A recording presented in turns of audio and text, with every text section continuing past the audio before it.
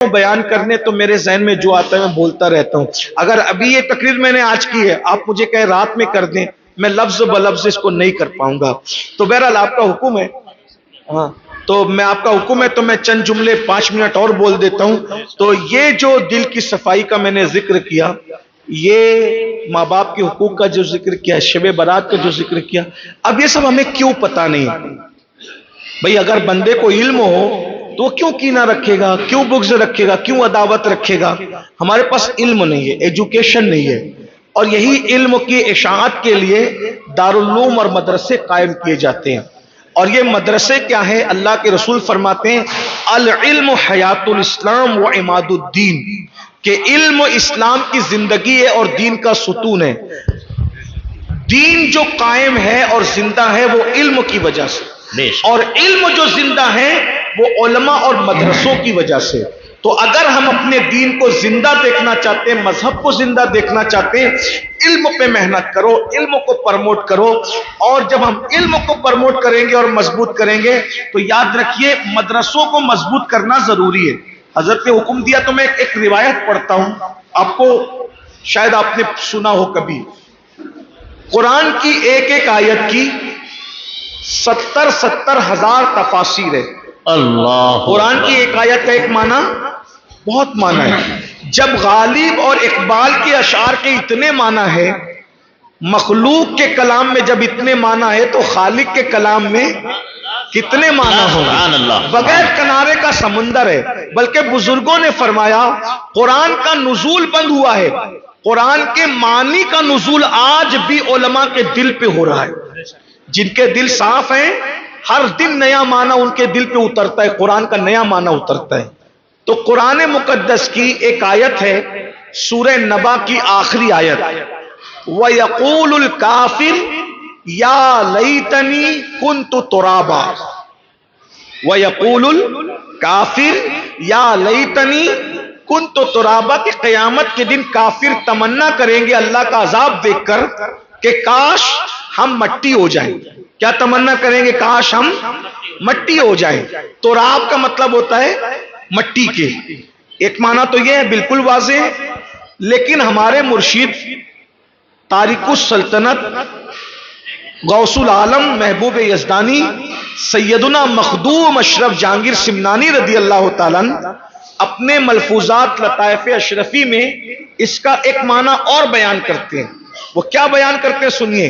کہتے ہیں کہ تراب نام کا ایک کافر تھا، تراب نام کا ایک کافر تھا.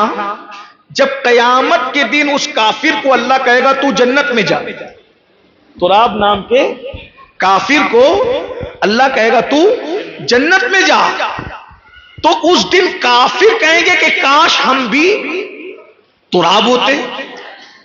بھئی وہ تراب بننے کی تمنا کیوں کریں گے؟ ایک تو معنی یہ ہوا کہ مٹی ہو جائیں، لیکن ایک معنی کیا ہے؟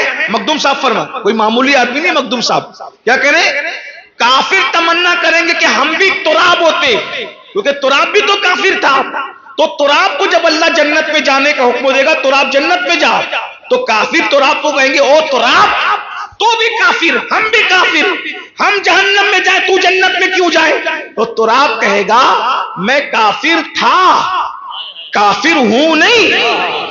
تو کہا تو پوری زندگی کافر رہا، اب تو کیوں کافر نہیں ہے؟ تو تراب کہے گا کہ میں ایک رستے سے جا رہا تھا، ایک طالب علم اپنے قلم سے لکھ رہا تھا، تو طالب علم کا قلم زمین پہ گرا، تو میں نے وہ قلم اٹھا کر اس طالب علم کو دے دیا. ایک طالب علم کو اس کا گرا ہوا قلم اٹھا کر دے دیا.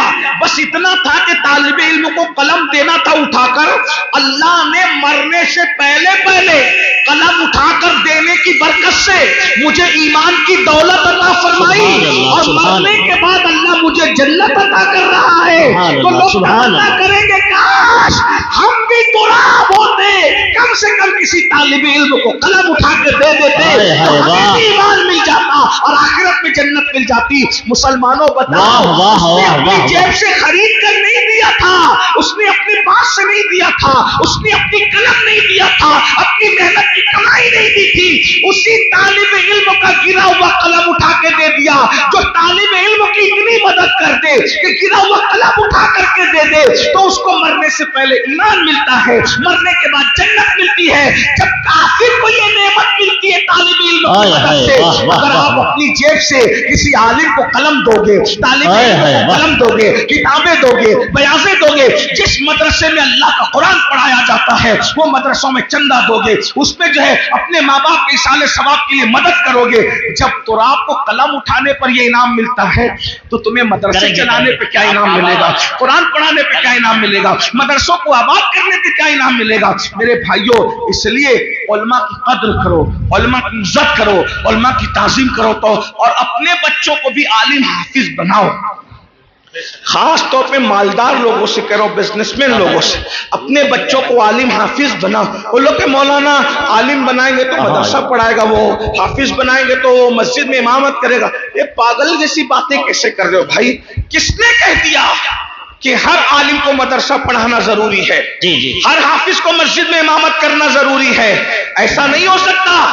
جو عالم اور حافظ ہو وہ وکیل بھی ہو، جو عالم و حافظ ہو وہ جج بھی ہو، جو عالم و حافظ ہو وہ چاہے وہ IAS بھی ہو، IPS بھی ہو۔ ایسا نہیں ہو سکتا؟ بالکل ہو سکتا ہے۔ آپ کو پتا ہے دلی کی جامع مسجد میں کون تراویح پڑھاتا تھا؟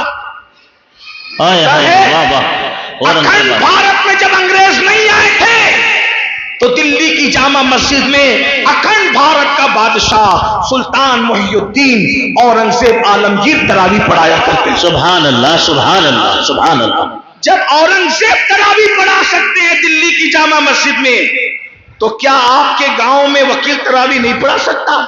جج تراویح نہیں پڑھا سکتا؟ محلے کا کارپوریٹر تراویح نہیں پڑھا سکتا؟ آپ تو کہتے ہیں یہ لوگ تو تراویح کا نذرانہ طے کرتے ہیں۔ میں نے کہا جائز نہیں ہے، لیکن کیوں نہ طے کریں گے لوگ؟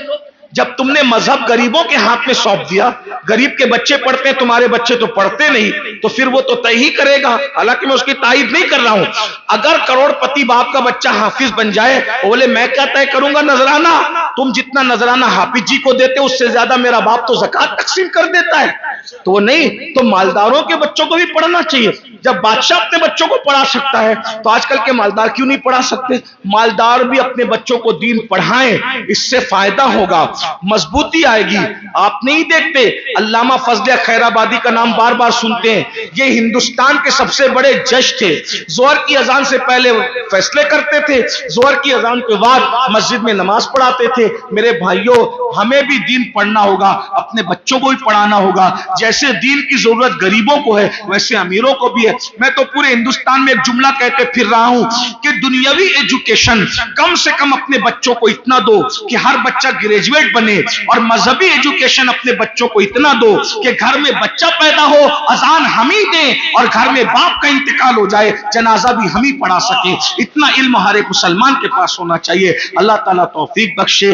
گفتگو کے درمیان کوئی غلطی ہو تو اللہ تعالیٰ معاف کرے۔ استغفر اللہ ربی من کل ذنب واتوب الیہ وما علینا الا البلاغ۔ السلام علیکم ورحمۃ اللہ وبرکاتہ۔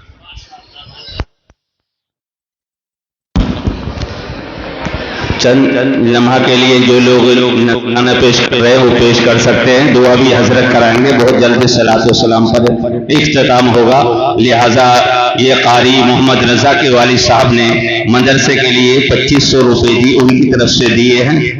اللہ تبارک و تعالی ان کی اس